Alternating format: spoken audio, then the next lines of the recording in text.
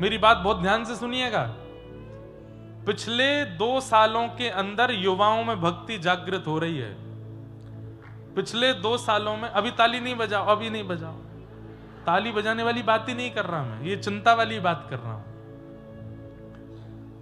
पिछले 1.5-2 वर्षों में युवाओं में भक्ति जागृत हो रही है। न्यू ईयर पर गोवा खाली पड़े हैं, न्यू ईयर पर मनाली कोई नहीं जा रहा है, और वृंदावन में तिल रखने की जगह नहीं मिल रही है, जगन्नाथपुरी में होटल खाली नहीं मिल रहे हैं, द्वारिका में गाड़ियों की लंबी कतार लगी है। क्यों? सब जा रहे हैं। कोई कहता है कि अरे फोटो खिंचवाने जाते हैं, आजकल भक्ति ट्रेंडिंग। अरे मैं कह रहा हूं चल तो रही है ना ट्रेंडिंग, कम से कम वो फोटो खिंचवाने ही जा रहे हैं, जा तो रहे हैं ना। हम ही लोग कथाओं में कहते हैं, हम ही लोग अपने मंचों से कहते हैं कि सन्मुख होए जीव मोहे जब ही। ठाकुर जी कह रहे हैं जैसे ही जीव मेरे सन्मुख आता है मैं उसके सारे विषाद दूर कर देता हूं, उसको स्वीकार कर ले। अरे वो जा तो रहा है ठाकुर जी के सामने, जैसे तैसे बड़ी मुश्किलों से युवाओं में भक्ति जागृत हो रही है, और यहां पर फिर ये नेगेटिविटी शुरू हो जा रही है। आपस में लड़ रहे हैं, झगड़ रहे हैं, एक दूसरे के प्रति गलत गलत बातें कह रहे हैं। कभी किसी कथावाचक को छोटा बता रहे हैं, किसी को बड़ा बता रहे हैं, किसी के जीवन पर कुछ कह रहे हैं, कहीं कुछ डाल रहे हैं। ये सब बहुत गलत है। और फिर वही दिन आ जाएगा कि यही युवा वापस यू टर्न ले लेगा, नहीं जाएंगे मंदिरों में, खाली पड़े रह जाएंगे मंदिर, नहीं जाएगा कोई भक्ति तीर्थ धामों में, और फिर कहेंगे कि घनघोर कलिकाल आ गया है। पबों में जाते हैं, उल्टे सीधे काम करते हैं, ऐसा क्रिया करते हैं। नहीं मानेंगे, फिर भी हमें पता है ये लड़ाई झगड़े चलते ही रहेंगे। और अब इस वर्ष से तो बहुत ज्यादा ही होने लगा है, अभी वर्ष का प्रारंभ नहीं हुआ, इतना सब कुछ चल रहा है। और जहां देखो वहां बस केवल धार्मिकों में लड़ाई चल रही है, संप्रदायों में विभाजन चल रहा है। ये बड़े हैं, ये छोटे हैं, इन्होंने ऐसा किया, इन्होंने वैसा किया, इन्होंने ऐसा कर दिया, अरे ये नियम का पालन नहीं करते, ये कहां लिखा है, ये कौन से ग्रंथ की बात है। ये कलयुग में इन सब से कुछ नहीं होने वाला है। इसलिए हम ज्यादा लोगों को तो नहीं समझाते, क्योंकि मैं ही फिर कटघरे में खड़ा हो जाऊंगा। आज तो ये बता मैं, हम तू बहुत बड़ा बनना है, हमको समझा रहा है, आपको तो हम बोल सकते हैं। जीवन के 4 दिन बचे हैं भैया, हमारे आपके कब प्राण चले जाएं कोई पता नहीं है। जितना हो सके हरेर नाम हरेर नाम हरेर नाम एव केवलम कलौ नास्त्यैव नास्त्यैव नास्त्यैव गतिरन्यथा। श्रीमन चैतन्य महाप्रभु ने द्वार द्वार जाकर के नाम बुलवाया, क्योंकि ये नाम ही कल्याण करेगा। यहां पर विवाद छिड़ रहे हैं, विषाद छिड़ रहे हैं, आपस में लड़ झगड़ रहे हैं। आप लोग अपने काम पर ध्यान रखो। आपका काम क्या है? ठाकुर जी को भजो, ठाकुर जी को रटो, सेवा करो, अपने जीवन को सार्थक बनाओ। ये जो चल रहा है संसार में, अब इनको तो हम ज्यादा कुछ कह नहीं सकते, करने दीजिए। कटाक्ष में, विभाजन में, नीचा दिखाने में, छोटा दिखाने में, नेगेटिव बातें बोलने में लोगों को क्षण भर लगता है। और अब तो क्या बोलते हैं उसको, फ्रीडम ऑफ स्पीच मिल गई है सबको बोलने का एक। अरे कलयुग में ब्रह्मास्त्र नहीं चलते, कलयुग में पाशुपतास्त्र नहीं चलते, कलयुग में ये इंटरनेट अस्त्र चल गया है। कहीं से कोई भी कुछ भी बोल के कुछ भी किसी के बारे में कटाक्ष कर देता है, और इससे फिर लोग भ्रमित होते हैं। लोगों के मन में आता है ये आपस में खुद ही लड़ रहे हैं, हम कहां, हम क्या भजन करेंगे फिर।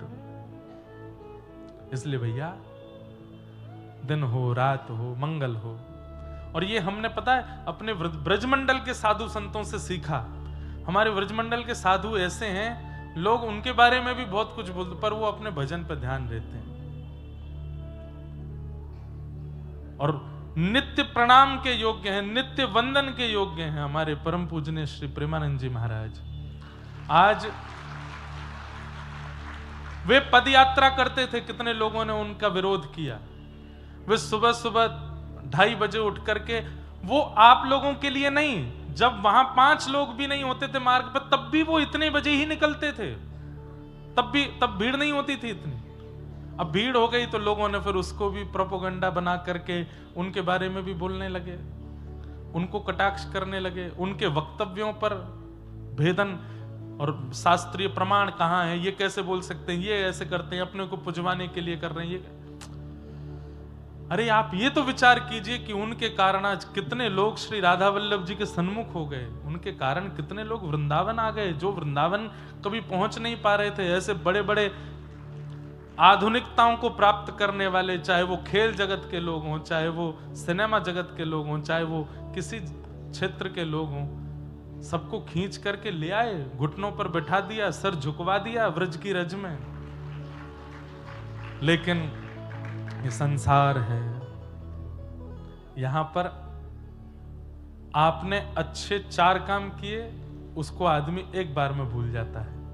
आपने एक कुछ ऐसा गड़बड़ कर, और गड़बड़ किया भी नहीं, किसी ने उसको गड़बड़ बता दिया तो 5 लोग विश्वास भी कर ले, तो हाँ सही कह रहा है, गड़बड़ ही है।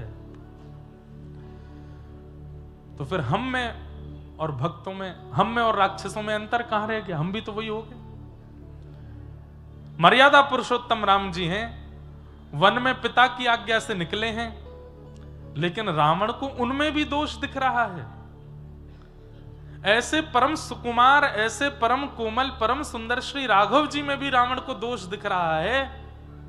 इससे क्या सिद्ध होता है कि दोष दृष्टि देखना, दोष दृष्टि रखना ही राक्षसत्व है। इसलिए हमारी इतने लोगों से तो प्रार्थना हम कर ही सकते हैं जो यहां बैठे हैं, मत देखो दोष, मत लाओ इन दोष दृष्टियों को जीवन में। जीवन के बहुत कम समय रह गए। ठाकुर जी कर लेंगे ना न्याय, सही गलत का न्याय ठाकुर जी करेंगे, सही गलत का न्याय यमराज करेंगे। हमको किसने अधिकार दिया कि हम इस प्रकार, अब तो भजन करो, कीर्तन करो, ठाकुर जी का नाम गुणगान करो। तेने ब्रह्म हृदय आदि कवये मुह्यन्ति यत्सूरयः। जिन्होंने ब्रह्म आदि देवताओं को भी, इंद्र आदि देवताओं को भी अपनी लीला पर मोहित कर लिया। तेजो वारि मृदाम यथा विनिमयो यत्र सर्गो मृषा। पृथ्वी जल अग्नि वायु आकाश भी जिनके अधीन रहता है, ऐसे श्री ठाकुर जी जहां पर 3 त्रिगुणातीत सृष्टि के जो स्वामी हैं, ऐसे प्रभु को धामना स्वेन सदा निरस्त कुहकम सत्यम परम धीमहि। ऐसे प्रभु को, परम सत्य स्वरूप को हम बारंबार प्रणाम करते हैं, बारंबार वंदन करते हैं, ठाकुर जी को बारंबार नमन करते हैं। भागवत जी के 2 श्लोक में विषय, अधिकारी, संबंध और प्रयोजन 4 बातें बताई गई हैं। धर्म प्रोजित कैतवोत्र परमो निर्मत्सराणां सतां। वैद्यं वास्तवमत्र वस्तु शिवतं तापत्रयोन्मूलनम्। श्रीमद्भागवते महामुनिकृते किं वा परैरीश्वरः सद्यो हृदयवरुध्यते त्रिकृतिभिः शुश्रूषुभिस्तत्क्षणा। सब लोग बैठ जाओ और ध्यान से सुनो। विषय, अधिकारी, संबंध और प्रयोजन, ये 4 बातें। सन्मुख वाले जो लोग हैं, जो बिल्कुल व्यासपीठ के सन्मुख रहते हैं, उनको आना और जाना तब करना चाहिए जब कीर्तन संकीर्तन हो, कथा के बीच में नहीं उठा कर। क्योंकि आप उठ के जा रहे हैं अपने कार्य से, पर आपके पीछे जो लोग बैठे हैं वो बिल्कुल कांस्टेंट देख के कथा सुन रहे हैं, एक एक शब्द सुन रहे हैं, और हम भी उनको देख के सुना रहे हैं। तो बीच में धारा प्रवाह बांध की तरह रुक जाता है। इसलिए जिनको बीच बीच में उठने की आदत, तो वो ऐसी जगह बैठा करें कि कब गए कब आए पता ही नहीं चली। अब पूरी जनता को लांघे उछल कूद करते हुए बाहर जाते, फिर वहीं उछल कूद करते हुए आप। वयोवृद्धों के लिए तो नहीं है बात, ये सब आचार्य संहिताएं कथाओं की, ये सब मर्यादाएं हैं, इनको हम नहीं बताएंगे तो कौन बताएगा। तो इसलिए ध्यान से सुनो। सबसे पहली बात, श्रीमद् भागवत जी का विषय क्या है? सुनने वाले श्रोताओं के चित्त में परम धर्म का बीज बोना। धर्म और परम धर्म में अंतर क्या है? इस संसार में रहने के लिए और इस संसार में व्यवस्थित जीवन जीने के लिए आप जो कर्म करते हैं वो सब धर्म कहलाते हैं। लेकिन इस संसार के त्याग के पश्चात जिस गति को आप प्राप्त करते हैं, वो गति जिस भाव से प्राप्त होती है उसको परम धर्म कहते हैं। समझ में आई बात? आप सुबह उठते हैं, उठते ही आप स्नान करते हैं, यह धर्म है। स्नान करते ही आप रात्रि के वस्त्र नहीं पहनते, नए वस्त्र पहनते हैं, यह धर्म है। आप सुबह उठने के बाद में व्यायाम आदि करते हैं, यह धर्म है। बाल भोग पाते हैं, यह धर्म है। माता पिता के चरण छूते हैं, यह धर्म है। मंदिर में जाके पूजा अर्चना करते हैं, धर्म है। अपने कार्य के लिए बच्चे स्कूल जाते हैं, थोड़े बड़े यूनिवर्सिटी जाते हैं, और बड़े अपने व्यापार के लिए जॉब पे जाते हैं, फैक्ट्री जाते हैं, किसी भी प्रकार के काम में जाते हैं, रिक्शा चलाते हैं, गाड़ी चलाते हैं, प्लेन उड़ाते हैं, ये सब धर्म है। जहां पर आप व्यवस्थित होकर के अपना जीवन इस संसार में जी रहे हो, 2 समय की रोटी पाने के लिए, धन कमाने के लिए, परिवार चलाने के लिए जो भी व्यवस्थित होकर कर्म कर रहे हो, वो सब धर्म कहलाता है। हाँ, उसमें किसी का छल करके, कपट करके, किसी का अधिकार छीन के या गलत प्रकार से क्रिया करें, वो अधर्म है। पर आप बिल्कुल व्यवस्थित होकर के अपना जीवन जी रहे हो तो आपका पूरा जीवन धर्म है। पर इस संसार में रहने के लिए और यहां तक की सीमा पर व्यवस्थित होने के लिए जो कर्म है वो धर्म, पर भगवत प्राप्ति के लिए जो आप कर्म करते हो वो परम धर्म है। श्रीमद् भागवत जी परम धर्म सिखाती है। इस संसार में तो रह लिए, यहां तो सब कर लिया, सब कमा लिया, खा लिया। ठाकुर जी ने श्रीमद् भगवत गीता के माध्यम से धर्म और परम धर्म दोनों बातें बताई हैं। संसार में कैसे रहना और मेरी प्राप्ति कैसे करनी। पर श्रीमद् भागवत तो केवल परम धर्म का उपदेश देती हैं। भगवत प्राप्ति कैसे हो, भगवत सन्निधि कैसे प्राप्त हो। कथा आप लोग सुन रहे हैं, यह धर्म नहीं है, ये परम धर्म है। यहां जो आप लोग बैठ करके ये पूरा प्रसंग श्रवण कर रहे हैं, ये धर्म का स्वरूप नहीं है, क्योंकि यहां आप जीवन जीने की कला नहीं सीख रहे हो, यहां भगवत प्राप्ति की कला सीख रहे हो। जीवन जीने की कला बीच बीच में हम वो भी बताते हैं, बीच बीच में आचार्यों की वाणी से वो भी सिद्ध करते हैं कि जीवन कैसा हो। पर यहां पर मूल रूप से एक ही बात प्रस्तावित की जाती है कि भगवत प्राप्ति कैसे हो, वो परम धर्म है। इस लोक में रहने के लिए जो क्रियाएं हैं वो धर्म है, और परलोक की प्राप्ति के लिए, वृंदावन की प्राप्ति के लिए, ठाकुर की प्राप्ति के लिए जो क्रिया है वो परम धर्म है। श्रीमद् भागवत परम धर्म का बीज बोती है। अब ये भी बात समझने की, बीज बोती है, बीज बो दिया गया, लेकिन वो बीज पुष्पित हो, फलित हो, वृक्षित हो, वृहद हो, ये काम आपका है। इन 7 दिनों में जुताई और बुवाई हम कर देंगे, लेकिन 8वें दिन से वो जो बीज भीतर गया है वो बड़ा होकर के वृक्ष बने, पुष्पित, फलित और सुगंधित हो, ये आपकी जिम्मेवारी है। कथाएं तो बहुत होती हैं कलकत्ता में, हर महीने 2 महीने में एक श्रेष्ठ व्यास कलकत्ता में होते हैं, इतनी कथाएं करते हैं। मतलब जुताई बुवाई तो खूब हो रही है, पर हमारी हृदय रूपी धरा कैसी है इस पर निर्भर करता है कि पेड़ उगेगा कि नहीं। हृदय रूपी धरा में खाद कैसी पड़ी हुई है उससे पता चलेगा कि भाई बीज पुष्पित, फलित और वृक्षित होगा कि नहीं। कई जगह जमीन इतनी ज्यादा योग्य नहीं होती, तो वहां कितने भी बीज बो दो वहां वृक्ष उगता ही नहीं है। तो वहां पर खाद डाली जाती है, थोड़ा अच्छा किया जाता है, वहां की जमीन को थोड़ा उपजाऊ बनाया जाता है, तब जाकर के वो पुष्पित होती है।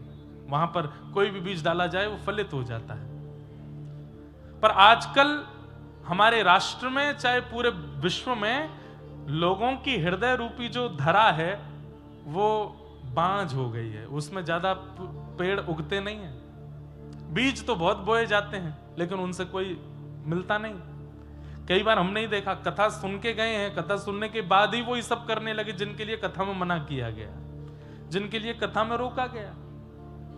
लड़ रहे हैं, झगड़ रहे हैं, छल कर रहे हैं, कपट कर रहे हैं। अभी एक जगह मेरी कथा थी तो वहां एक माता जी मुझसे बोली, महाराज जी मैं जितनी देर कथा सुनती हूं और जितनी देर पंडाल में होती हूं उतनी देर मुझको सब याद रहता है आपने क्या कहा, और घर आती सब भूल जाती हूं, सब चला जाता है दिमाग से। घर में लड़ाई झगड़ा होता है तब भी मैं लड़ लेती हूँ, बाद में याद आता है आपने तो कथा में बोला था ऐसे ऐसे नहीं करना, ये नहीं करना, वो नहीं करना। मैंने कहा ये कलयुग का प्रभाव है। कलयुग हमारे हृदय को व्यवस्थित होने नहीं देता। पर कथा यहां याद रखने का विषय नहीं है, हमारे जाने के बाद याद रखने का विषय है कि क्या बोल के गए हैं, क्या समझा के गए हैं, क्या बता के गए हैं, वो चित्त में रहे। ज्ञान जब दिया जाता है तब सब स्वीकार करते हैं, पर उस समय स्वीकार नहीं, उसको तो ज्ञानी के ज्ञान का विश्राम हो जाए उसके बाद लागू करना है, तभी तो उसका लाभ है। अब आप क्लासरूम में तो बहुत अच्छे से बैठते हो जब टीचर पढ़ाते हैं, लेकिन एग्जाम में आके क्लास में तो मुझे सब याद था, पर ये एग्जाम पेपर आते ही भूल जाता हूं मैं, तब तो फेल हो ही जाना है। ये क्लासरूम है और यहां से बाहर जाते ही आपका एग्जाम शुरू होता है। ये बातें वहां याद रखनी है, यहां याद रखने की आवश्यकता नहीं। यहां तो केवल उसको नोट डाउन करते जाओ और बाहर जाती उसको लागू कर दो। तो श्रीमद् भागवत परम धर्म का विषय है, धर्म का नहीं, परम धर्म। ठाकुर जी कैसे मिले, भगवत प्राप्ति कैसे हो, जीवन का उद्धार कैसे हो, कल्याण कैसे हो, उसका जो विषय प्रतिपादित करे वो भागवत। दूसरी बात बहुत सावधानी से सुनिएगा, श्रीमद् भागवत के परम धर्म के विषय को किस प्रकार के लोग स्वीकार कर पाते हैं, तब कहते हैं निर्मत्सराणाम सताम, जिनके जीवन में मात्सर्य दोष नहीं है। मात्सर्य दोष किसको कहते हैं? जो दूसरे के सुख से दुखी होते हैं। आज की डेट में संसार में सबसे ज्यादा लोग इसी श्रेणी के हैं, अपने दुख से दुखी नहीं है। मुझे बुखार आ जाए चलेगा, मुझे खांसी हो जाए चलेगा, पर वो ठीक नहीं रहना चाहिए, उसको भी बीमार करो। मैं निर्धन हो गया, मेरा व्यापार ठप हो गया, चलेगा, कोई बात नहीं, पर उसका क्यों चल रहा है, इस बात से पीड़ित हैं, इस बात से दुखी। बड़ी प्रसिद्ध कथा है, एक व्यक्ति गया, जाके उसने तप किया, भगवान प्रसन्न होकर के बोले वरदान मांगो। बोले प्रभु एक वरदान दे दो, मैं जो चाहूं मुझे मिल जाया करे। ठाकुर जी बोले ऐसे वरदान देने हमने बंद कर दिए। क्यों? बोले भस्मासुर आया था और उसने मांगा मैं जिसके सिर पे हाथ धरूं वो भस्म हो जाए। शंकर जी ने वरदान दिया, शंकर जी के पीछे भागा, तो तुमको ही भस्म करूंगा मैं। ये सब वरदान नहीं देने हमको। तो प्रभु मैंने तप किया, थोड़ा तो कुछ दो। बोले कुछ और मांगो। बोले नहीं चाहिए यही, मैं जो चाहूं मुझे मिले। तो ठाकुर जी बोले कलयुग का जीव है, चल तूने जो मांगा तुझे देंगे, लेकिन तरीका हमारा होगा। बोले क्या? तू जो चाहेगा तुझे मिलेगा, पड़ोसी को दुगना मिलेगा।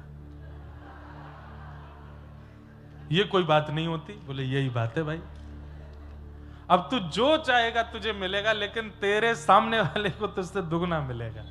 जा। आ गया, बढ़िया मेरा बंगलो बन जाए कोलकाता में, और उसका तो एक बना, पड़ोसी के दो बने, दो बने। उसने कहा बढ़िया बने, तो पड़ोसी को बहुत ही बढ़िया बना। कोई बात नहीं, तब तक भी सहता रहा। मेरे पास एक बढ़िया लग्जरी कार हो जाए, तेरे पे एक हुई, पड़ोसी पे दो आ गए। मेरा 10-15 करोड़ का टर्नओवर हो जाए, 100 करोड़ का टर्नओवर हो जाए, पड़ोसी का और दुगना हो गया। एक सुंदर सी कन्या से मेरा ब्याह हो जाए, पड़ोसी के दो हो गए। मन में विचार करने लगा कि इसके तो मैं जो मांगता हूं सब दुगना मिलता है, तो इसका मतलब तो यह है कि मैं जो भी अच्छा मांगूंगा मुझे थोड़ा मिलेगा, इसको दुगना मिलेगा। लेकिन इसमें यह भी तो होगा कि अगर मैं कोई घाटे की वस्तु मांगूंगा तो मुझे एक होगी, इसको दुगनी होगी। तो चलो अब घाटा मांगते हैं। मेरा आधा घर टूट जाए, और वो आधा घर टूटा, उसका पूरा ही टूट गया। मेरे घर के बिल्कुल मुख्य द्वार पर एक बड़ा गड्ढा हो जाए, मेरे तो एक हुआ, उसके दो हो गए। मेरी एक आंख फूट जाए, अब मेरी तो एक ही फूटेगी, दोनों से ही अंधा हो जाएगा ये इस प्रकार की भावना से जो लोग बड़े चिंतित रहते हैं, दिन रात उनकी चिंता ही केवल यह है कि वो श्रेष्ठ क्यों हो रहा है, उसके पास सब कुछ क्यों है, वो मुझसे आगे कैसे निकल गया। ऐसे लोगों को मात्सर्य दोषी कहते हैं, और मात्सर्य दोषी लोग आध्यात्म से दूर रहें, क्योंकि उनको आध्यात्म की चर्चा कभी समझ में नहीं आ सकती। कितनी बड़ी विडंबना की बात है। दोष संसार में अनेक हैं, काम, क्रोध, लोभ, ईर्ष्या, द्वेष, अभिनिवेश, अहंता, ममता, चिंता, इतने सारे दोष हैं संसार में, लेकिन केवल ईर्ष्यालु लोगों को कहा गया कि ये लोग कभी आध्यात्म के पथ पर चल नहीं पाएंगे। जिसके चित्त में काम है, जिसके चित्त में क्रोध है, जिसके चित्त में लोभ है, वो भी आध्यात्म पथ पर चल के एक दिन सुधर जाएगा, पर ईर्ष्यालु नहीं सुधर पाएगा। ईर्ष्यालु को बहुत समय लगेगा। और मानो चाहे मत मानो, पर ईर्ष्या सबको होती है, सबके चित्त में होती है। कोई अभिमानवश नहीं कहेंगे हम व्यासपीठ पर बैठ गए कि हमारे चित्त को भगवान ने शुद्ध रखा, ठाकुर जी सदा रखें, पर ईर्ष्यालु बहुत लोगों को होती है। और ये ईर्ष्या भगवत प्राप्ति में सबसे बड़ी बाधा, इतनी बड़ी बाधा काम भी नहीं है, इतनी बड़ी बाधा क्रोध लोभ भी नहीं है, जितनी बड़ी बाधा ईर्ष्या है।